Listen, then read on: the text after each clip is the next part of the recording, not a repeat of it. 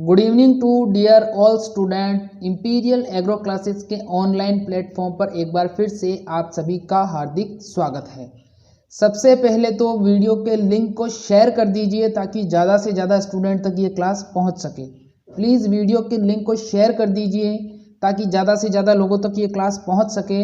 और जो स्टूडेंट नए आए हैं प्लीज़ चैनल को सब्सक्राइब करके बेल आइकन को प्रेस कर दीजिए। और जो पुराने स्टूडेंट हैं उनसे कहना चाहूँगा कि प्लीज़ रोज़ बिना कहे वीडियो को लाइक कर दीजिए। वीडियो को लाइक कर दिया करें रोज़ बिना कुछ कहें। आज मैं आपके लिए जो क्वेश्चंस लेके आया हूँ सारे के सारे क्वेश्चंस बहुत ही ज़्यादा इंपॉर्टेंट है, एग्जाम के पॉइंट ऑफ व्यू से बहुत ज़्यादा इंपॉर्टेंट है। तो पूरी क्लास आपको अटेंड करनी है। क्लास ज़्यादा बड़ी नहीं है, लगभग 40 मिनट की क्लास होगी रोजाना। आपको पूरी क्लास अटेंड करनी है, ठीक है। पूरी क्लास अटेंड करोगे तो बहुत कुछ सीख के जाओगे। अगर बीच बीच में करोगे तो बहुत सारी जो इंटरेस्टिंग जानकारी है वो आप मिस कर सकते हो, इसलिए पूरी क्लास अटेंड करिएगा।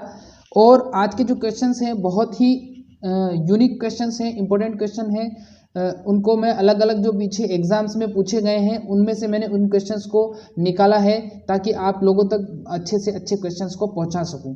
तो शुरू करने से पहले एक बार फिर से कहना चाहूँगा, प्लीज़ वीडियो के लिंक को शेयर कर दीजिए ताकि ज़्यादा से ज़्यादा बच्चे जुड़ सकें। फिर शुरू करते हैं आज का हमारा रोमांचक सफ़र।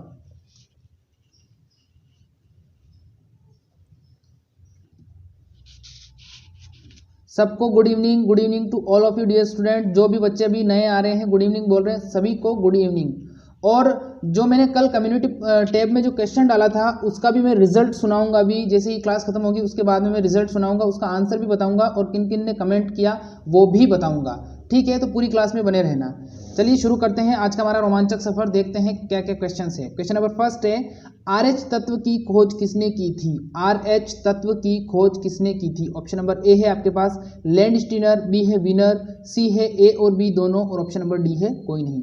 देखिए जिसको आता है बहुत अच्छी बात है, जिसको नहीं आता है उसको समझने दीजिए। मैं एक एक क्वेश्चन को बहुत ज़्यादा डीपली आज एक्सप्लेन करूंगा, इसलिए बस सुनते जाइए आप।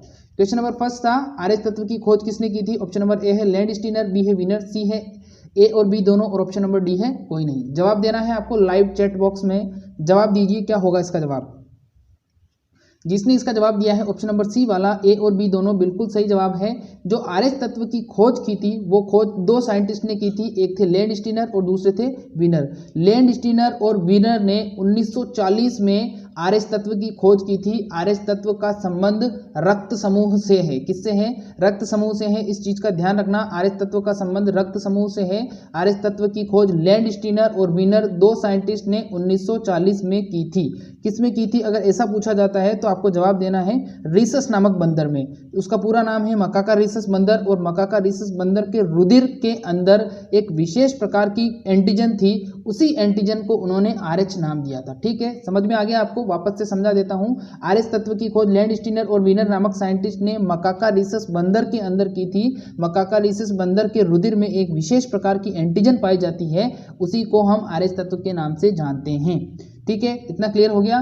चलिए आगे बढ़ते हैं। नेक्स्ट क्वेश्चन है हमारा, रुधिर और प्लाज्मा की प्रोटीन क्या कहलाती है? क्वेश्चन पूछा गया है रुधिर और प्लाज्मा की प्रोटीन क्या कहलाती है? ऑप्शन नंबर ए है आपके पास में एंटीजन, बी है एंटीबॉडी, सी है ए और बी दोनों, और ऑप्शन नंबर डी है आपके पास में कोई नहीं। अब जवाब देना है रुधिर और प्लाज्मा की जो प्रोटीन होती है वो किस नाम से जानी जाती है? एंटीजन के नाम से, एंटीबॉडी के नाम से, दोनों, या कोई नहीं? क्या होगा इसका जवाब? जवाब देना है आपको लाइव चैट बॉक्स में, जवाब दीजिए। रुधिर और प्लाज्मा की प्रोटीन किस नाम से जानी जाती है? रुधिर और प्लाज्मा की प्रोटीन किस नाम से जानी जाती है? जिसने इसका जवाब दिया है ऑप्शन नंबर सी वाला, बिल्कुल सही जवाब है। जो रुधिर की प्रोटीन होती है वो एंटीजन के नाम से जानी जाती है। किस नाम से जानी जाती है? एंटीजन के नाम से जानी जाती है। और जो प्लाज्मा की प्रोटीन होती है वो एंटीबॉडी के नाम से जानी जाती है। किस नाम से जानी जाती है? एंटीबॉडी के नाम से जानी जाती है। क्वेश्चन बहुत इंपॉर्टेंट है, आ सकता है, ध्यान रखना है। रुधिर की प्रोटीन एंटीजन और प्लाज्मा की प्रोटीन एंटीबॉडी के नाम से जानी जाती है। बहुत ही इंपॉर्टेंट क्वेश्चन है। अगला सवाल देखिए क्या है। नेक्स्ट क्वेश्चन है हमारा, समस्त गुणसूत्रों का जोड़ा कहलाता है। अब इस क्वेश्चन को ध्यान से समझना है, इसमें मैं आपको दो क्वेश्चन क्लियर करूंगा। क्वेश्चन पूछा गया है समस्त गुणसूत्रों का जोड़ा कहलाता है। ऑप्शन नंबर ए है आपके पास में ऑटोसोम, बी है डिप्लोसोम, सी है मोनोसोम, और डी है कोई नहीं। जवाब देना है समस्त गुणसूत्रों का जोड़ा क्या कहलाता है? समस्त गुणसूत्रों का जोड़ा क्या कहलाता है? ऑटोसोम, डिप्लोसोम, मोनोसोम या कोई नहीं? जिसने इसका जवाब दिया है ऑप्शन नंबर ए वाला, उनका जवाब थोड़ा सा गलत है, और जिसने जवाब दिया है ऑप्शन नंबर बी वाला डिप्लोसोम, बिल्कुल सही जवाब है। अब इस चीज़ को समझिए आप क्या होता है। देखिए, मनुष्य के अंदर जो गुणसूत्र पाए जाते हैं वो दो प्रकार के गुणसूत्र होते हैं। एक होता है लिंग गुणसूत्र, एक होता है बिना लिंग वाले गुणसूत्र या अलिंग गुणसूत्र। जो लिंग गुणसूत्र होते हैं उनको अलग नाम से जाना जाता है, और जो अलिंग गुणसूत्र होते हैं उनको अलग नाम से जाना जाता है, और इन दोनों को मिलाकर हम डिप्लोसोम कहते हैं। इन दोनों को क्या कहते हैं? डिप्लोसोम। यानी लिंग गुणसूत्र और अलिंग गुणसूत्र दोनों को हम डिप्लोसोम के नाम से जानते हैं, और लिंग गुणसूत्र के अलावा जो गुणसूत्र होते हैं उनको हम ऑटोसोम के नाम से जानते हैं। इतना क्लियर हो गया। अगर आपको समस्त गुणसूत्र पूछा जाए तो आपको जवाब देना है डिप्लोसोम। अगर आपको पूछा जाता है कि लिंग गुणसूत्र के अलावा गुणसूत्रों के समस्त जोड़े को क्या कहते हैं, तो उसको ऑटोसोम कहते हैं। ये ऑटोसोम वाला सवाल मैंने परसों के दिन आपको करवाया था। इतना क्लियर हो गया। अब आगे बढ़ते हैं नेक्स्ट क्वेश्चन की तरफ। अगला क्वेश्चन क्या कहता है? नेक्स्ट क्वेश्चन है, ध्यान से समझना है आपको, प्रोटीन संश्लेषण में अमीनो अम्लों का निर्धारण कौन करता है? क्वेश्चन पूछा गया है, प्रोटीन संश्लेषण में अमीनो अम्लों का निर्धारण कौन करता है? ऑप्शन नंबर ए है आपके पास mRNA, बी है आपके पास tRNA, सी है sRNA और डी है उपरोक्त सभी। जवाब देना है प्रोटीन संश्लेषण। अब जिसको पता नहीं है प्रोटीन संश्लेषण, जो पहली बार क्लास में जुड़े हैं, बता देता हूं प्रोटीन संश्लेषण कहां पर होता है। कोशिका में राइबोसोम पर प्रोटीन संश्लेषण होता है, और प्रोटीन संश्लेषण के लिए जो आरएनए होता है उसके जो अलग अलग प्रकार होते हैं वो महत्वपूर्ण भूमिका निभाते हैं। अब यहाँ पर पूछा गया है कि अमीनो अम्लों का निर्धारण, क्योंकि जो प्रोटीन का निर्माण होता है वो अमीनो अम्लों से ही होता है। प्रोटीन का निर्माण किससे होता है? अमीनो अम्लों से होता है। अमीनो अम्ल को परिवर्तित करके उनसे क्या बनाया जाता है? प्रोटीन बनाया जाता है, या प्रोटीन संश्लेषण किया जाता है। और ये कार्य करने के लिए विभिन्न प्रकार के आरएनए काम में लिए जाते हैं, या विभिन्न प्रकार के आरएनए के द्वारा अमीनो अम्ल को प्रोटीन में बदला जाता है। और जो प्रोटीन संश्लेषण स्थल होता है वो कोशिका में राइबोसोम होता है। ठीक है, समझ में आ गया इतना। अब आपसे क्वेश्चन वहां पर पूछा जा सकता है कि कोशिका में प्रोटीन निर्माण फैक्ट्री किसे कहा जाता है? तो कोशिका में प्रोटीन निर्माण फैक्ट्री राइबोसोम को कहा जाता है। ठीक है, किसको कहा जाता है? राइबोसोम को। अब राइबोसोम से रिलेटेड दो चार क्वेश्चन और आ गए हैं, मैं बताना चाहूंगा, ध्यान से सुन लीजिए। देखिए, राइबोसोम को माइक्रोसोम के नाम से भी जानते हैं। किस नाम से जानते हैं? माइक्रोसोम के नाम से भी जानते हैं। और राइबोसोम को पेलिडे पार्टिकल के नाम से भी जानते हैं। किस नाम से जानते हैं? पेलिडे पार्टिकल या पेलिडे कण के नाम से भी जानते हैं। ये सवाल भी पीछे पूछे गए हैं, तो इनका भी आपको ध्यान रखना है। पेलिडे पार्टिकल या माइक्रोसोम या राइबोसोम तीनों एक ही चीज है। इसके ऊपर प्रोटीन संश्लेषण होता है। इसे प्रोटीन निर्माण फैक्ट्री भी कहा जाता है, और इसको प्रोटीन निर्माण फैक्ट्री कहा जाता है। इसके अलावा जो अमीनो अम्ल होते हैं उनको ये परिवर्तित करके प्रोटीन में बदल देता है। समझ में आ गया। अब यहाँ पर मेन हमारा क्वेश्चन था, वो क्वेश्चन था प्रोटीन संश्लेषण में अमीनो अम्लों का निर्धारण कौन करता है? बहुत सारे बच्चों ने जवाब दे दिया था, बहुत अच्छी बात है। जिसने जवाब दिया है mRNA, बिल्कुल सही जवाब है। प्रोटीन निर्माण में mRNA महत्वपूर्ण भूमिका निभाता है अमीनो अम्लों का निर्धारण करने के लिए। समझ में आ गया। चलिए अगले सवाल की तरफ बढ़ते हैं। नेक्स्ट क्वेश्चन है हमारा। अब इस क्वेश्चन को ध्यान से समझना है आपको। क्वेश्चन पूछा गया है कि डाउन सिंड्रोम के लिए, डाउन सिंड्रोम कर लिए नहीं है, के लिए है, डाउन सिंड्रोम के लिए सही कथन है। सभी कथन नहीं है, सही कथन है। थोड़ा मिसप्रिंट हो गया है, ध्यान से देखिए। डाउन सिंड्रोम के लिए सही कथन है, डाउन सिंड्रोम के लिए सही कथन है। ऑप्शन नंबर ए है आपके पास में 21वें गुणसूत्र की पुनरावृत्ति से। ऑप्शन नंबर बी है आपके पास में रोगी का कमजोर दिमाग और छोटा कद रह जाता है। ऑप्शन नंबर सी है दूसरा नाम मंगोली जड़ता है, और ऑप्शन नंबर डी है उपरोक्त सभी। अब आपको जवाब देना है। अगर आपको समझ में नहीं आ रहा है कोई दिक्कत नहीं है, मैं आपको वापस से इसको ध्यान से समझा दूंगा। जिसने इसका जवाब दिया है ऑप्शन नंबर ए बिल्कुल सही है, बी सही है, सी भी सही है और डी भी सही है। लेकिन इसको समझना है डाउन सिंड्रोम होता क्या है, इसको ध्यान से समझिए पहले। देखिए, डाउन सिंड्रोम जो होता है वो मनुष्य के अंदर जब 21वां गुणसूत्र होता है उसकी एक एक्स्ट्रा कॉपी बन जाती है। यानी कि 21वीं जोड़ी जो गुणसूत्र होता है, आपको पता है कि जो गुणसूत्र होते हैं वो जोड़ी में होते हैं, ठीक है, पेयर्स में होते हैं। तो जब 21वां जोड़ी जो गुणसूत्र होता है उसकी एक एक्स्ट्रा कॉपी बन जाती है, तो उस समय डाउन सिंड्रोम की स्थिति पैदा हो जाती है। और जब डाउन सिंड्रोम की स्थिति पैदा हो जाती है तो व्यक्ति में कौन कौन से लक्षण दिखाई देते हैं? सबसे पहले तो व्यक्ति का एक तो कद छोटा रह जाता है। कद भी छोटा रह जाता है, इसके साथ साथ उसका दिमाग जो होता है वो दिमाग भी कमज़ोर रह जाता है, उसके दिमाग का विकास नहीं होता है।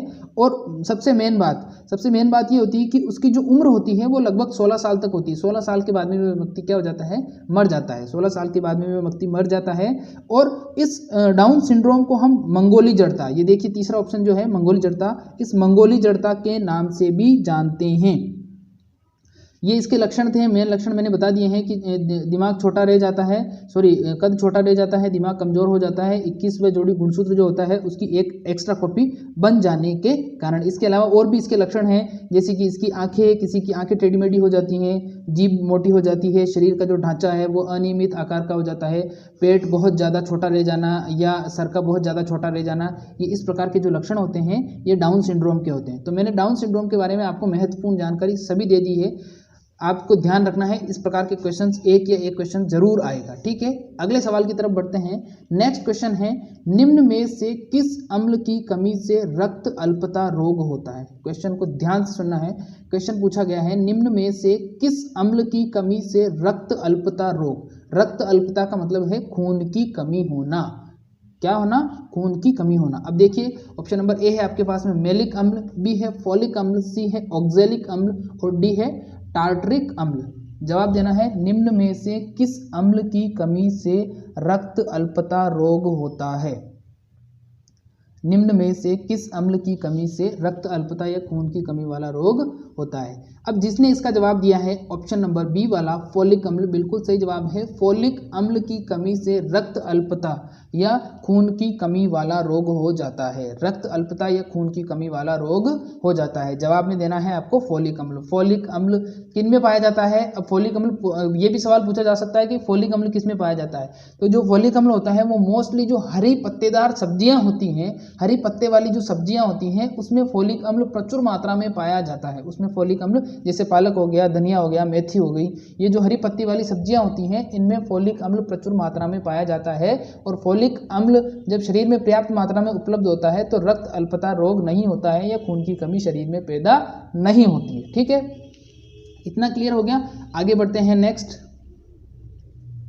अगला सवाल है, निम्न में से कौन सा रोग प्रोटीन की कमी से होता है। क्वेश्चन पूछा गया है, निम्न में से कौन सा रोग प्रोटीन की कमी से होता है। ऑप्शन नंबर ए है आपके पास में क्वाशियोरकर, ऑप्शन नंबर बी है मेरेस्मस, सी है ए और बी दोनों और ऑप्शन नंबर डी है आपके पास में कोई नहीं। जवाब देना है, निम्न में से कौन सा रोग प्रोटीन की कमी से होता है। क्वाशियोरकर, मेरेस्मस, ए और बी दोनों या ऑप्शन नंबर डी है आपके पास में कोई नहीं। जवाब दीजिए, क्या होगा इसका जवाब। प्रोटीन की कमी से होने वाला रोग। प्रोटीन की कमी से होने वाला रोग। देखिए प्रोटीन की कमी से होने वाला रोग, जिसने इसका जवाब दिया है ऑप्शन नंबर सी वाला, ए और बी दोनों बिल्कुल सही जवाब है। देखिए प्रोटीन की कमी से क्वाशियोरकर और मेरेस्मस दोनों ही रोग हो जाते हैं। जब मनुष्य के शरीर में, मनुष्य में, यहाँ पर मनुष्य कहना ठीक नहीं होगा, ये रोग जो मोस्टली ये जो क्वाशियोरकर और मेरेस्मस जो रोग होते हैं, ये जो छोटे बच्चे होते हैं 5 से 7 या 8 साल तक के बच्चे जो होते हैं उनमें ये रोग ज़्यादा होते हैं। क्योंकि जब बच्चा छोटा होता है, छोटी अवस्था में होता है या बाल्यावस्था में होता है, तो उस दौरान जब शरीर में प्रोटीन की कमी हो जाती है तो उसको क्वाशियोरकर रोग या मेरेस्मस रोग हो जाता है। क्वाशियोरकर या मेरेस्मस दोनों ही रोग हो सकते हैं और ये दोनों ही रोग प्रोटीन की कमी से उत्पन्न होते हैं और छोटे बच्चों में अधिकतर उत्पन्न होते हैं। तो ध्यान रखना, प्रोटीन की कमी से होने वाले रोग क्वाशियोरकर और मेरेस्मस होते हैं। अगला सवाल देखिए क्या है। नेक्स्ट क्वेश्चन है, ध्यान से समझना है क्वेश्चन को। क्वेश्चन पूछा गया है, क्लाइनफेल्टर सिंड्रोम किस स्थिति में होता है। अब देखिए जो सिंड्रोम वाले जो रोग हैं, पहले तो मैं बता देता हूँ, सिंड्रोम वाले जो रोग हैं वो लगभग हमारे जो सिलेबस में है, वैसे तो बहुत सारे होते हैं लेकिन जो मोस्टली पूछे जाते हैं वो 3 ही पूछे जाते हैं। एक तो पूछा जाता है डाउन सिंड्रोम, जो मैंने बताया था अभी आपको। एक पूछा जाता है टर्नर सिंड्रोम, वो भी मैंने पीछे में पढ़ा चुका हूँ आपको। एक और होता है जिसको क्लाइनफेल्टर सिंड्रोम के नाम से भी जानते हैं। ठीक है, अब देखिए जो डाउन सिंड्रोम था वो तो 21वें गुणसूत्र की एक संख्या की अधिकता से हो रहा था। किससे हो रहा था। 21वें गुणसूत्र की जो 21वीं जोड़ी गुणसूत्र होता है है उसकी एक एक्स्ट्रा कॉपी बन जाती है तो क्या हो जाता है, डाउन सिंड्रोम हो जाता है। और जो टर्नर सिंड्रोम होता है वो लिंग गुणसूत्र के कारण होता है। किसके कारण होता है, लिंग गुणसूत्र के कारण होता है, ठीक है। लिंग गुणसूत्र की कमी हो जाती है तो टर्नर सिंड्रोम हो जाता है। लेकिन एक और सिंड्रोम होता है जिसको हम क्लाइनफेल्टर के नाम से जानते हैं, और इस स्थिति में क्या होता है कि जो गुणसूत्र 46 होते हैं, मनुष्य में गुणसूत्रों की संख्या कितनी होती है, 46 यानी 46 होती है। जब गुणसूत्रों की संख्या 46 की जगह 47 हो जाती है तो उस स्थिति में मनुष्य में क्लाइनफेल्टर सिंड्रोम उत्पन्न हो जाता है। उस स्थिति में मनुष्य में क्लाइनफेल्टर सिंड्रोम उत्पन्न हो जाता है।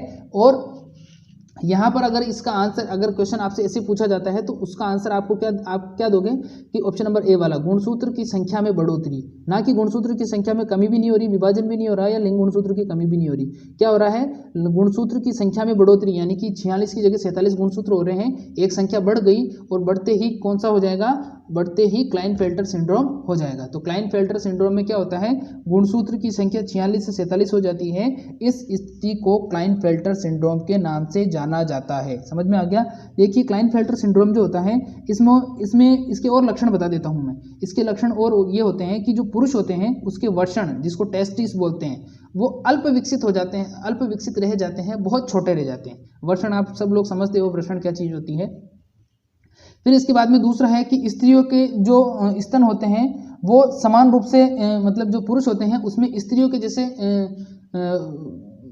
के जैसे स्तन विकसित हो जाते, जो पुरुष होते हैं उसमें स्त्रियों के जैसे स्तन विकसित हो जाते हैं, और पुरुष नपुंसक रह जाता है। पुरुष क्या रह जाता है, नपुंसक रह जाता है। और इसमें लिंग गुणसूत्र के बजाय 3 और XX गुणसूत्र हो जाते हैं। ये आखिरी वाली लाइन आपको समझ में नहीं आई होगी, ये अगले क्वेश्चन में मैं समझाऊंगा आपको, क्योंकि ये थोड़ी हार्ड है। और इसको, इस स्थिति को, जो क्लाइनफेल्टर सिंड्रोम में जो ये स्थिति पैदा होती है गुणसूत्रों की, इसको हम ट्राइसोमिक के नाम से भी जानते हैं। अब देखिए ये क्वेश्चन आपका कंप्लीट हो गया कि क्लाइनफेल्टर सिंड्रोम में क्या होता है, गुणसूत्रों की संख्या में बढ़ोतरी हो जाती है। अब इसको यहाँ समझिए, क्वेश्चन वापस से पूछा गया है, वो का वही क्वेश्चन है। क्वेश्चन पूछा गया है कि क्लाइनफेल्टर सिंड्रोम किस स्थिति में होता है। अब मैंने वो जो ट्राइसोमिक वाली अवस्था बताई थी, लास्ट वाली लाइन, वो लाइन यहाँ पर क्लियर कर देता हूँ मैं आपको कि मनुष्य के अंदर गुणसूत्र जो होते हैं वो XY के समान होते हैं। लेकिन जब क्लाइनफेल्टर सिंड्रोम होता है तो उस स्थिति में क्या हो जाता है, 2X हो जाते हैं और 1Y हो जाता है। 2X हो जाता है, 1Y हो जाता है, यानी कि एक X की संख्या बढ़ गई। मैंने बताया था आपको, जब गुणसूत्र की संख्या बढ़ जाती है तो उस स्थिति में क्या होता है, जब गुणसूत्र की संख्या 46 से 47 यानी एक गुणसूत्र बढ़ जाता है तो क्लाइनफेल्टर सिंड्रोम हो जाता है। तो यहाँ पर जो गुणसूत्र होते हैं वो X और Y होते हैं, लेकिन यहाँ पर एक एक्स्ट्रा X आ गया। इस स्थिति में क्लाइनफेल्टर सिंड्रोम की स्थिति पैदा हो जाती है, और यही अवस्था क्लाइनफेल्टर सिंड्रोम के नाम से जानी जाती है, जिसको क्लाइनफेल्टर सिंड्रोम या ट्राइसोमिक कंडीशन के नाम से भी जाना जाता है। अगर आपको समझ में आ गया तो बहुत अच्छी बात है। अगर अभी भी समझ में नहीं आया कोई दिक्कत नहीं है, आप मुझे कमेंट करना, मैं आपको तीनों ही syndrome, down syndrome, Turner syndrome और क्लाइनफेल्टर सिंड्रोम, तीनों को आराम से एक्सप्लेन करके समझा दूंगा। अगर समझ में आ गया है तो बहुत अच्छी बात है। चलिए अगले सवाल की तरफ बढ़ते हैं। क्वेश्चन को ध्यान में रखना है, क्लाइनफेल्टर सिंड्रोम के बारे में वो आपसे पूछेगा कि क्लाइनफेल्टर सिंड्रोम किस स्थिति में होता है, तो एक X बढ़ाना है आपको, XXY, ठीक है। XX इन तीनों में ऑप्शन में नहीं है, इसमें सिर्फ XX और Y। XY तो होता ही है, एक एक्स्ट्रा X हो गया, और इस स्थिति में क्लाइनफेल्टर सिंड्रोम की स्थिति पैदा हो जाती है, ठीक है। अगला सवाल देखिए क्या है, नेक्स्ट क्वेश्चन है, ICR में पूछा गया सवाल है। क्वेश्चन पूछा गया है, मानव इंसुलिन के 2 पॉलीपेप्टाइड किसके द्वारा आपस में जुड़े रहते हैं। क्वेश्चन पूछा गया है, मानव इंसुलिन के 2 पॉलीपेप्टाइड, मानव इंसुलिन के 2 पॉलीपेप्टाइड किसके द्वारा आपस में जुड़े रहते हैं। ऑप्शन नंबर ए है आपके पास में हाइड्रोजन बॉन्ड, बी है आपके पास में डाइसल्फाइड बॉन्ड, सी है ऑक्सीजन बॉन्ड और डी है नाइट्रोजन बॉन्ड। जवाब देना है, मानव इंसुलिन के 2 पॉलीपेप्टाइड किसके द्वारा आपस में जुड़े रहते हैं। मानव इंसुलिन के बारे में फिर मैं आपको जानकारी दूंगा। जिसने इसका जवाब दिया है ऑप्शन नंबर बी वाला डाइसल्फाइड बॉन्ड, बिल्कुल सही जवाब है। मानव इंसुलिन के 2 पॉलीपेप्टाइड डाइसल्फाइड बॉन्ड से आपस में जुड़े रहते हैं। किससे जुड़ते हैं, डाइसल्फाइड बॉन्ड से आपस में जुड़ते हैं। और मानव इंसुलिन के बारे में मैंने आपको बता चुका हूं पहले ही। मानव इंसुलिन यानी कि जो इंसुलिन होता है वो कहां से निकलता है, इंसुलिन अग्नाशय की लैंगरहैंस की बीटा कोशिकाओं से। बार बार बताता हूं मैं क्योंकि इंपॉर्टेंट है। इंसुलिन मानव की अग्नाशय की लैंगरहैंस की बीटा कोशिकाओं से निकलता है। इंसुलिन मानव अग्नाशय की लैंगरहैंस की बीटा कोशिकाओं से निकलता है, बार बार बता दिया मैं, ठीक है। अग्नाशय के बारे में भी बताया था कि 6 प्रकार के हार्मोन निकलते हैं, आमाशय से 2 प्रकार के हार्मोन निकलते हैं। ये सब कुछ आपको मैं क्लियर कर चुका हूँ पिछली क्लास में, ठीक है।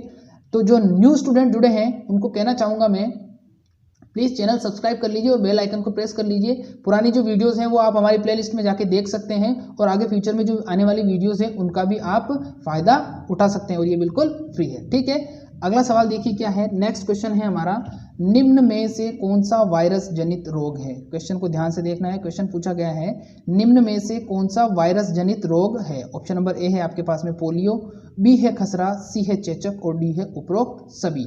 जवाब देना है, निम्न में से कौन सा वायरस जनित रोग है, पोलियो, खसरा, चेचक या उपरोक्त सभी। क्या होगा इसका जवाब, निम्न में से कौन सा वायरस जनित रोग है।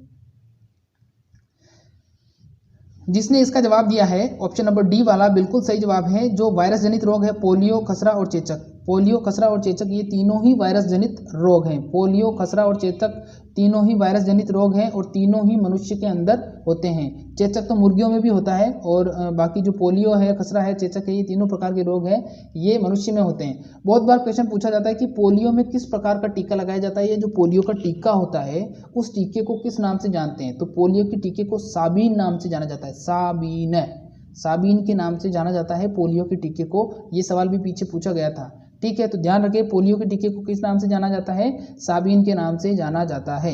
अगला सवाल देखिए क्या है, नेक्स्ट क्वेश्चन है, पोटेशियम की कमी से होने वाला रोग। क्वेश्चन पूछा गया है, पोटेशियम की कमी से होने वाला रोग है। ऑप्शन नंबर ए है आपके पास में हाइपोकेलीमिया, ऑप्शन नंबर बी है हाइपोनाट्रेमिया, ऑप्शन नंबर सी है गोइटर रोग और ऑप्शन नंबर डी है एनीमिया। आपको क्वेश्चन को ध्यान से पढ़ना है, मैं पूरा एक्सप्लेन करूंगा, आपको पूरा एक्सप्लेन करूंगा। क्वेश्चन बिल्कुल नया है आपके लिए, मुझे पता है, वो पूरा एक्सप्लेन करूंगा। अगर आपको जवाब आता है तो लाइव चैट बॉक्स में दे दीजिए, अगर नहीं आता है कोई दिक्कत नहीं है, मैं पूरा आपको एक्सप्लेन कर दूंगा।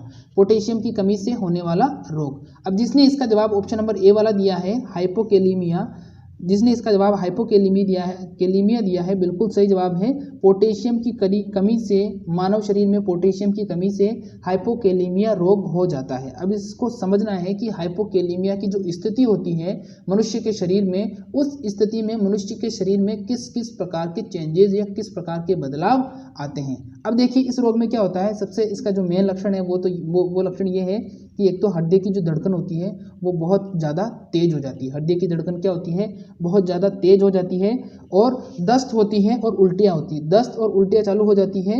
और जो हमारा वृक्क होता है या जो किडनी होती है वो बहुत ही ज़्यादा क्षतिग्रस्त हो जाती है, डिस्ट्रॉय हो जाती है या धीरे धीरे नष्ट होने लग जाती है। ठीक है, समझ में आ गया।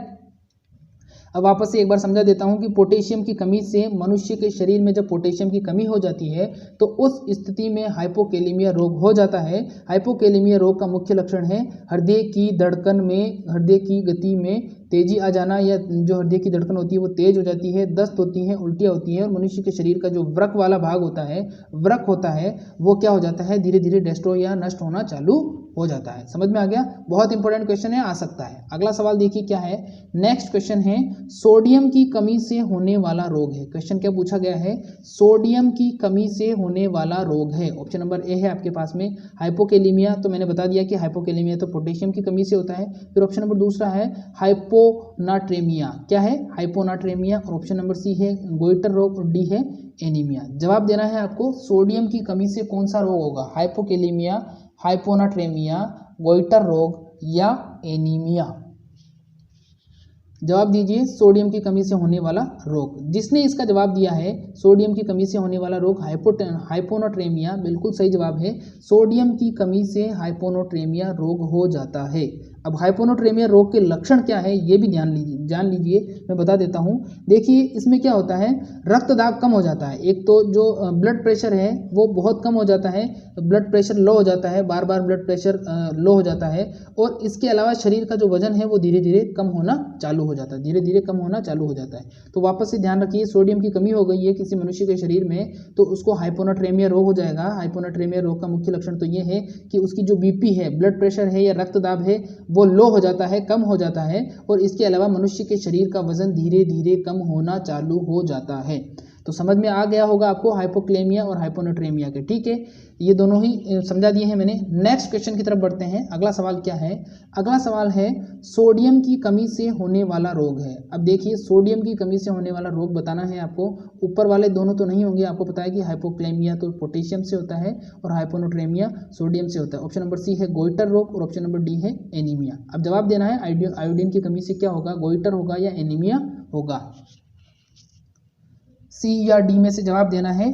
क्लास आपको समझ में आ रही है या नहीं आ रही है, क्लास आपको पसंद आ रही है या नहीं आ रही है, ये जब क्लास खत्म हो तो उसके बाद में आप कमेंट नहीं करते हो। मैं फिर आपसे कहता हूँ कि कमेंट करके मुझे ज़रूर बताया करें कि कहाँ कहाँ कमी रही और कहाँ कहाँ आपको अच्छा लगा और किस तरीके से आपको और अच्छा समझाने की कोशिश करूँ। तो क्लास खत्म होने के बाद में अपना फीडबैक जरूर दें ताकि मैं आपको और अच्छे तरीके से प्रोवाइड करवा सकूँ, ठीक है। तो आयोडीन की कमी से जिसने जवाब दिया है गोइटर रोग, बिल्कुल सही जवाब है। जब आयोडीन की कमी हो जाती है तो उसमें क्या हो जाता है, उस कंडीशन में गोइटर रोग हो जाता है। अब इसको थोड़ा ध्यान से समझ लीजिए ये क्या चीज़ होती है। देखिए आयोडीन होता है, जब शरीर में आयोडीन की कमी हो जाती है तो आयोडीन की कमी की स्थिति में क्या होता है, थायराइड ग्रंथि बड़ी हो जाती है। थायराइड ग्रंथि क्या हो जाती है, बड़ी हो जाती है। जब आयोडीन की कमी हो जाती है तो थायराइड ग्रंथि बड़ी हो जाती है और गर्दन जो होती है मनुष्य की वो बहुत ज़्यादा सूज जाती है। इसी बीमारी को हम गोइटर बीमारी के नाम से जानते हैं। इसी बीमारी को हम गोइटर बीमारी के नाम से जानते हैं। समझ में आ गया होगा। आयोडीन की कमी हुई, कमी होने के बाद में थायराइड ग्रंथि बड़ी हो गई, थायराइड ग्रंथि बड़ी हुई तो बड़ी होने के बाद में गला सूज गया, गला सूजते ही उस अवस्था को हम गोइटर बीमारी के नाम से जानते हैं। इतना क्लियर हो गया। बहुत ही इंपॉर्टेंट है ये तीनों के तीनों सवाल। अगला सवाल देखिए क्या है, वो भी इससे रिलेटेड है। नेक्स्ट क्वेश्चन है लौह तत्व की कमी से होने वाला रोग। लौह यानी आयरन की कमी से होने वाला रोग कौन सा होगा, हाइपोकेलीमिया, हाइपोनेट्रेमिया, गोइटर रोग या एनीमिया। जवाब देना है आपको। अब आपको पता है कि ये तीनों रोग तो नहीं होंगे, इन तीनों में से पोटेशियम है, इधर सोडियम है, इधर आयोडीन है। अब लास्ट बचा एनीमिया, तो एनीमिया इसका सही आंसर हो जाएगा। लौह तत्व की कमी से होने वाला रोग कौन सा होगा, लौह तत्व की कमी से होने वाला रोग एनीमिया रोग हो जाएगा। अब देखिए एनीमिया रोग में क्या होता है, जब मनुष्य के शरीर में एनीमिया रोग हो जाता है तो अधिकांशतः क्या हो जाता है कि अधिकांशतः रक्त के अंदर हीमोग्लोबिन जो होता है उसकी कमी हो जाती है और जो ऑक्सीजन होती है उसकी भी ऑक्सीजन के द्वारा उसकी कमी हो जाती है, या ऑक्सीजन जो शरीर में हीमोग्लोबिन जो ऑक्सीजन को अपने दूसरे भागों तक पहुंचाता है वो भी प्रोसेस कम हो जाता है। तो इस स्थिति में भी क्या हो जाता है कि जब लौह तत्व की कमी हो जाती है और खून की कमी हो जाती है तो उस कंडीशन को भी हम एनीमिया के नाम से जानते हैं। अब कई बार क्या होता है कि एनीमिया लिखा हुआ नहीं आता, वहाँ पर ऑप्शन में एनीमिया दिया हुआ ही नहीं है। हिंदी मीडियम के स्टूडेंट के लिए बोल रहा हूँ कि एनीमिया लिखा हुआ ही नहीं है, वहाँ पर लिखा हुआ है अरक्तता। क्या लिखा हुआ है, अरक्तता लिखा हुआ है। तो आप कंफ्यूज हो जाते हैं कि हमने तो एनीमिया पढ़ा है, यहाँ पर तो एनीमिया आया नहीं, यहाँ पर तो अरक्तता लिखा है। तो अरक्तता इसका हिंदी नाम है और हिंदी इसको इंग्लिश में एनीमिया के नाम से जानते हैं। हिंदी में उसको बोला जाता है अरक्तता और इंग्लिश में इसको बोला जाता है एनीमिया। तो इस प्रकार से ये क्वेश्चन होगा, इसको कंप्लीट कर लिया, ठीक है। अब देखिए खून की कमी के कारण क्या क्या होता है। देखिए खून की कमी हो जाती है जब, या एनीमिया हो जाता है तो उसमें अत्यधिक थकान महसूस होती है, व्यक्ति को अत्यधिक थकान महसूस होती है, उसकी आंखों के सामने अंधेरा सा आ जाता है, उसको चक्कर आता है, उसको भूख नहीं लगती है और उसको कमजोरी सी फील होती है। ये सारे के सारे लक्षण किसके हैं, ये सारे के सारे लक्षण एनीमिया रोग के लक्षण हैं। समझ में आ गया आपको। तो देखो मैंने चारों ही रोगों को बिल्कुल अच्छे तरीके से आपको समझाने की कोशिश की है। अब आपसे इतनी ही रिक्वेस्ट करूंगा कि बस इसको शेयर कर देना एक बार और कमेंट करके जरूर बताना, और जो न्यू स्टूडेंट हैं वो सब्सक्राइब जरूर करना। अगला सवाल देखिए क्या है। नेक्स्ट क्वेश्चन है डीएनए अणु का व्यास होता है। डीएनए आप सब लोग जानते हो डीऑक्सीराइबोस न्यूक्लिक अम्ल। डीएनए अणु का व्यास पूछा गया है। यहाँ पर व्यास कितना होता है, ऑप्शन नंबर ए है आपके पास में 10 एंगस्ट्रॉम, 20 एंगस्ट्रॉम, 30 एंगस्ट्रॉम और 40 एंगस्ट्रॉम। जवाब देना है डीएनए अणु का व्यास, ए बी सी या डी। डीएनए अणु का व्यास बताना है आपको। डीएनए अणु का व्यास, डीएनए अणु का व्यास कितना होगा, 10, 20, 30 या 40 एंगस्ट्रॉम। जिसने इसका जवाब दिया है ऑप्शन नंबर बी वाला 20 एंगस्ट्रॉम, बिल्कुल सही जवाब है। डीएनए अणु का व्यास 20 एंगस्ट्रॉम होता है। डीएनए अणु का व्यास कितना होगा, 20 एंगस्ट्रॉम होगा। और ये सवाल बार बार पूछा जाता है, बार बार पूछा जाता है, क्योंकि कंफ्यूज होते हैं। कहीं आप 10 पढ़ते हो, कहीं आप 30 पढ़ते हो, कहीं आप 20 पढ़ते हो, लेकिन इसका जो एग्जैक्ट आंसर होगा वो होगा 20 एंगस्ट्रॉम। ध्यान रखना इसका, डीएनए अणु का व्यास। ये सवाल वापस से आएगा और इस बार आपको राइट करके आना है। अगला सवाल देखिए क्या है। नेक्स्ट क्वेश्चन है पादप कोशिका का रसोई घर है। पादप कोशिका का रसोई घर, ऑप्शन नंबर ए है आपके पास में हरित लवक, बी है केंद्रक, सी है राइबोसोम और डी है रिक्तिका। जवाब देना है आपको। पादप कोशिका का रसोई घर, हरित लवक केंद्रक, राइबोसोम या रिक्तिका। जवाब देना है आपको, पादप कोशिका का रसोई घर किसको कहते हैं, लाइव चैट बॉक्स में। ये बिल्कुल इजी सवाल है, इसका जवाब आप दे सकते हो, बिल्कुल इजी सवाल है, इसका जवाब दे सकते हो। पादप कोशिका का रसोई घर किसको कहते हैं, हरित लवक को, केंद्रक को, राइबोसोम को या फिर रिक्तिका को। क्या होगा इसका जवाब, जिसने इसका जवाब दिया है, देखिए जिसने पादप कोशिका का जिसने जवाब दिया है हरित लवक, बिल्कुल सही जवाब है। पादप कोशिका का रसोई घर या kitchen of plant cell, kitchen of plant cell के नाम से भी जाना जाता है किसको, हरित लवक को। ठीक है, क्योंकि हरित लवक के अंदर ही क्या होता है, हरित लवक के अंदर ही भोजन बनता है। अब देखिए मैंने कल समझाया था, हरित लवक के अंदर एक ग्रेना होता है, एक स्ट्रोमा होता है। ग्रेना में ऑक्सीश्वसन या प्रकाशिक अभिक्रिया चलती है और प्रकाशिक अभिक्रिया या लाइट रिएक्शन चलती है, और स्ट्रोमा में डार्क रिएक्शन या अप्रकाशिक अभिक्रियाएं चलती हैं। ये मैंने बिल्कुल अच्छे तरीके से आपको एक्सप्लेन किया था। अगर आपने वो वीडियो नहीं देखी, जस्ट इससे पीछे वाली क्लास, ये क्लास नंबर 38 होगी तो वो 37 होगी, और ये 39 होगी तो वो 38 होगी। जस्ट इससे पीछे वाली कल की क्लास देख लेना, समझ में आ जाएगा। तो इसका आंसर हो जाएगा हरित लवक। नेक्स्ट क्वेश्चन देखिए क्या है, अगला सवाल है, हेजा के रोग का कारक है। हेजा के रोग का कारक बताना है आपको। हेजा रोग जानते हो आप, हेजा रोग क्या होता है, उसका रोग कारक बताना है आपको। हेजा रोग का कारक बताना है आपको, क्या होगा, कोलेरा। हेजा रोग का कारक बताना है आपको, क्या होगा, हेजा रोग के कारक का नाम बताना है। हेजा को क्या बोलते हैं हम, कोलेरा के नाम से भी जानते हैं। अब ऑप्शन नंबर ए है आपके पास में Vibrio cholerae, option number B है Mycobacterium tuberculosis, option number C है कोलिस्ट्रीडियम टिटेनी, और ऑप्शन नंबर डी है आपके पास में कोई नहीं। अब हेजा के रोग का कारक, ये हेजा रोग का कारक बार बार पूछा जाता है, बार बार पूछा जाता है। जवाब देना है आपको ए, बी, सी या डी। हेजा रोग का कारक Vibrio cholerae, Mycobacterium tuberculosis, Clostridium tetani या ऑप्शन नंबर डी है कोई नहीं। क्या होगा इसका जवाब, हेजा रोग का कारक। जिसने इसका जवाब दिया है हेजा रोग का कारक का जिसने जवाब दिया है ऑप्शन नंबर ए वाला विब्रियो कोलेरी, बिल्कुल सही जवाब है। हेजा रोग का कारक क्या है, हेजा रोग का कारक है विब्रियो कोलेरी। विब्रियो कोलेरी नामक रोग कारक के द्वारा हेजा रोग हो जाता है। और इसका संक्रमण कैसे होता है, जो खाने की वस्तुएं होती हैं उसके द्वारा इसका संक्रमण हो जाता है। अब देखिए हेजा रोग के लक्षण क्या होते हैं, वो लक्षण भी देख लीजिए आप, ताकि आपको कंफ्यूजन ना हो। देखिए एक तो सबसे पहले तो क्या होता है, रोगी को लगातार दस्त और उल्टियाँ चालू हो जाती है। क्या हो जाती है, जो जिसमें हेजा हो जाता है, जिसको उसमें क्या हो जाता है, विब्रियो कोलेरी नामक रोग कारक उसके शरीर के अंदर चला जाता है। और फिर क्या होता है, एक तो उसको दस्त होती है और उल्टियाँ होती है, बहुत ज़्यादा दस्त होती है, बहुत ज़्यादा उल्टियाँ होती है। फिर शरीर में ऐठन होती है। ऐठन का मतलब होता है, आपने देखा होगा कि जब आपको दस्त जैसा महसूस होता है, दस्त लगता है, तो आपकी जो आंतें होती हैं उनमें, आंतों में और शरीर में बहुत ऐठन होती है, मतलब आपका पेट गुड़गुड़ करता है, आपने देखा होगा, और बार बार आपको दस्त लगती है, तो उसी चीज़ को हम ऐठन बोलते हैं। ठीक है, फिर उसके बाद में है शरीर का पेशाब रुक जाता है, आपको टॉयलेट लगता है लेकिन आप टॉयलेट जा नहीं पाते।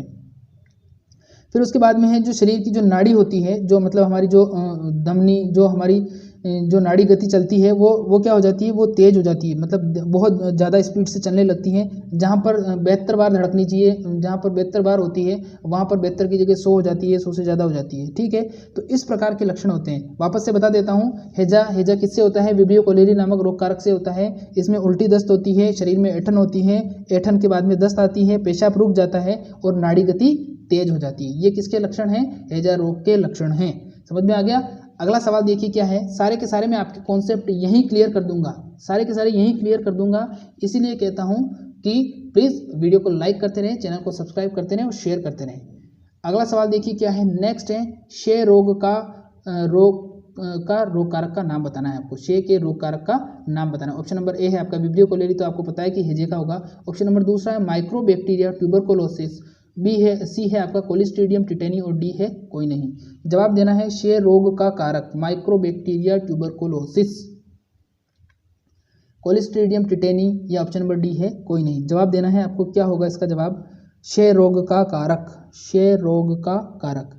अब देखिए जिसने इसको जवाब दिया है क्षय रोग का, जिसने जवाब दिया है ऑप्शन नंबर बी वाला माइक्रोबैक्टीरिया ट्यूबरकुलोसिस, बिल्कुल सही जवाब है।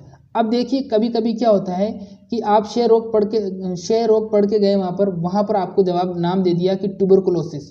अब जो ट्यूबरकुलोसिस या टीबी होता है, उसी टीबी को हम क्षय रोग के नाम से जानते हैं। जो स्टूडेंट जिनको अभी अभी जस्ट पता चला है कि क्षय रोग को ही टीबी कहते हैं, प्लीज़ वीडियो को लाइक कर दीजिए और अगर आप नए हो तो सब्सक्राइब कर दीजिए, क्योंकि यहाँ पर इसी प्रकार की अमेजिंग जानकारी मिलती रहती है। ठीक है, तो जो क्षय रोग होता है उसे ही हम टीबी कहते हैं और उसी का जो पूरा नाम होता है वो होता है ट्यूबरकुलोसिस। ठीक है, अब ट्यूबरकुलोसिस या टीबी यह क्षय रोग किससे होता है? माइक्रोबैक्टीरिया ट्यूबरकुलोसिस नामक जीवाणु के द्वारा होता है। अब इसके लक्षण क्या है, ये लक्षण भी देख लीजिए। सबसे पहले तो क्या होगा कि मनुष्य को क्या हो जाएगा, जुकाम और खांसी होगी, बहुत ज़्यादा उसको जुकाम होगा, बहुत ज़्यादा उसको खांसी आएगी, और जब खांसी आएगी तो खांसी में खून आने लगेगा, उसकी खांसी में क्या होगा, खून आने लगेगा।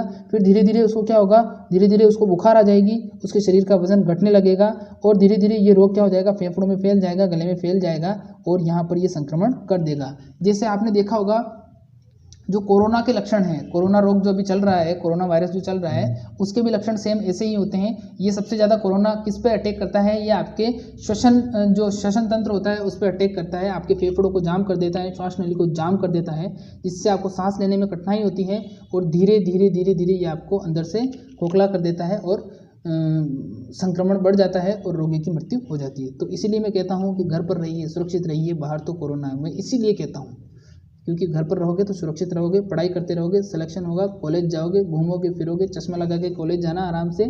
लेकिन अभी थोड़ी कंडीशन ठीक हो जाने दो बच्चों फिर। ठीक है, तो क्षय रोग का कारक क्या हो जाएगा, माइक्रोबैक्टीरियम ट्यूबरकुलोसिस।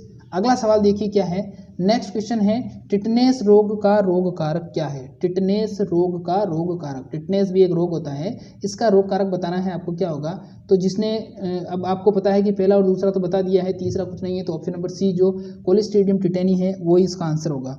तो जिसने इसका आंसर दे दिया है कोलिस्ट्रीडियम टिटेनी, बिल्कुल सही जवाब है। अब इसमें भी देखिए, इसके भी लक्षण बता देता हूं मैं। इसमें क्या होता है कि रोगी को तेज बुखार आ जाता है, शरीर में ऐंठन हो जाती है और रोगी के जो जबड़े की मांसपेशियां होती है वो सिकुड़ जाती है, मतलब जो दांत के नीचे की जो जबड़ा होता है वो सिकुड़ना चालू हो जाती है, उनमें दर्द होता है और शरीर जो होता है वो क्या हो जाता है, आगे की तरफ झुक जाता है, शरीर जो होता है वो आगे की तरफ झुक जाता है। ये इस प्रकार के इसके लक्षण होते हैं। समझ में आ गया? तो ये है कोलिस्ट्रीडियम टिटेनी के टिटनेस रोग के लक्षण। तो मैंने आपको बहुत अच्छे तरीके से समझाने की कोशिश की है। ठीक है, अब मैं कहना चाहूँगा कि जो मैंने कल एक क्वेश्चन पूछा था आपसे, कल कम्युनिटी टैब में लास्ट में क्वेश्चन पूछा था कि प्रोटोप्लास्ट शब्द किसने दिया था, प्रोटोप्लास्ट शब्द किसने दिया था। तो टोटल वोट जो आए मेरे पास वो आए थे 255 वोट आए थे। 255 लोगों ने वोट तो किया, लेकिन लाइक सिर्फ और सिर्फ 47 लोगों ने किया। क्यों भाई? जब आप यहाँ पर एक टिक कर सकते हो तो एक टिक यहाँ पर नहीं कर सकते आप। 255 लोगों ने वोट दिया लेकिन लाइक कोई भी नहीं करना चाहता। क्यों? लाइक करने के पैसे तो नहीं लगते हैं। लाइक भी कर दिया करो यार, इतनी मेहनत से मैं आपके लिए इतना अच्छा कंटेंट प्रोवाइड करवाता हूँ, तो लाइक भी कर दिया करो, चैनल को सब्सक्राइब भी कर दिया करो। इस चीज़ के पैसे थोड़ी नहीं लग रहे हैं, तो आप भी अपना सपोर्ट बनाओ और मैं भी मेरा समय निकाल के आपको दे रहा हूँ।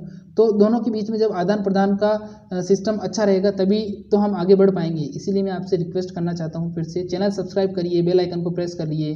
क्लास खत्म होने के बाद में आपको क्या करना है, क्लास खत्म होने के बाद में आपको कमेंट करके बताना है आज की क्लास कैसी लगी। फिर आपके अच्छे कमेंट पढ़ूंगा, तो नेक्स्ट बार जब क्लास लूँगा तो और अच्छा प्रोवाइड करवाऊंगा, फिर नेक्स्ट बार फिर और अच्छा प्रोवाइड करवाऊंगा। इसलिए कहता हूँ कमेंट किया करें, ठीक है, और शेयर भी किया करें। तो अब कल ये जो क्वेश्चन पूछा था प्रोटोप्लास्ट शब्द किसने दिया था, इसका जो आंसर होगा वो होगा पुरकिंजे। क्या होगा? पुरकिंजे नामक साइंटिस्ट ने प्रोटोप्लास्ट शब्द दिया था। ठीक है, अब देखिए जो आंसर दिए थे बच्चों ने वो किसने दिए थे। एक है आपके त्रिलोकचंद सैनी, उन्होंने दिया था, रोहित जाट, फिर है मनीषा मुंडोतिया, फिर इसके बाद में है श्रीराम नाम से कोई स्टूडेंट है, ये बहुत पुराने स्टूडेंट है हमारे श्रीराम, ये हमेशा कमेंट करते हैं। श्रीराम जी आपको बहुत बहुत बधाई हो, आपने कमेंट किया है। फिर इसके बाद में है हरमन बरार, फिर इसके बाद में है खुशीराम मीणा, ये भी काफ़ी लंबे समय से जुड़े हुए हैं। फिर है पूजा वर्मा, ये भी काफ़ी लंबे समय से जुड़े हुए हैं।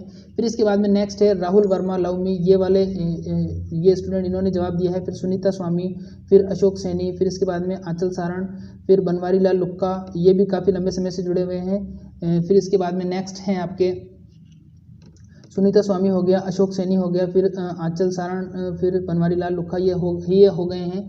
फिर इसके बाद में है दिनेश सैनी सिंगोद, इन्होंने जवाब दिया है। और फिर इसके बाद में है खेमाराम जी, इन्होंने जवाब दिया है। आपको सबको बहुत बहुत बधाई हो, आपकी अग्रिम बधाई दे रहा हूँ कि आपका सबका सिलेक्शन होगा और सबको अच्छा कॉलेज मिलेगा जो आप कॉलेज में सिलेक्शन लेना चाहते हो। फिर है अजय जुजारिया, फिर इसके बाद में है भरत कुमार धाकड़, फिर इसके बाद में रीना रोलानिया है, फिर इसके बाद में है अभिलाषा स्वामी, फिर है ओम प्रकाश गुर्जर। ये काफ़ी लंबे समय से जुड़े हुए हैं ओम प्रकाश जी। हाँ बिल्कुल आपने सही जवाब दिया है, प्रोटोप्लाज्म पुरकिंजे ने बिल्कुल सही जवाब दिया है। ये अभिलाषा जी भी सही लंबे समय से जुड़ी हुई है, रीना जी भी बहुत लंबे समय से जुड़ी हुई हैं। आप सभी बच्चों को मेरा बहुत बहुत प्यार भरा नमस्कार। फिर है चंदन कुमार जी, इन्होंने थोड़ा जवाब गलत दिया है, ये नए स्टूडेंट हैं। तो आप कंटिन्यू आते रहिए, आपका सारा बेसिक फंडा हम क्लियर कर देंगे। अगर आप अभी क्लास में हो चंदन जी तो आप आते रहिए, सब कुछ क्लियर कर देंगे। फिर है राकेश लोटा जी, फिर इसके बाद में अनिल कुमार प्रजापति, फिर इसके बाद में है गुलशन यादव, फिर इसके बाद में है अशोक सैनी, फिर है आशीष सोगन, और फिर इसके बाद में है एजुकेशन बॉय। एजुकेशन बॉय जो है इन्होंने गलत जवाब दिया है, जॉनसन नहीं आएगा, इसका जवाब आएगा पुरकिंजे। ठीक है, तो ये कुछ स्टूडेंट थे जिन्होंने सही जवाब दिया था। अब जैसे ही ये क्लास खत्म होगी फिर आपको आज एक और नया क्वेश्चन मिलेगा, और उम्मीद करता हूँ कि ज़्यादा से ज़्यादा स्टूडेंट इसका सही आंसर देंगे।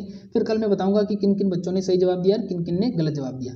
तो आज के लिए बस इतना ही, मिलेंगे कल वापस से ठीक 8:30 बजे, और सुबह 11:30 बजे हमारी क्लास होगी। कल बिल्कुल सिस्टम से होगी, एग्रोनॉमी का फर्स्ट पार्ट आने वाला है कल, और फर्स्ट पार्ट आने वाला है, तो आप सब लोगों को बड़ी भारी संख्या में आना है और क्लास को पूरी को अटेंड करना है। तो आज के लिए बस इतना ही, मिलेंगे कल सुबह ठीक 11:30 बजे। तब तक के लिए नमस्कार, खुश रहिए, मस्त रहिए, हंसते रहिए, पढ़ाई करते रहिए, लेकिन घर पर ही रहिए क्योंकि बाहर तो कोरोना है।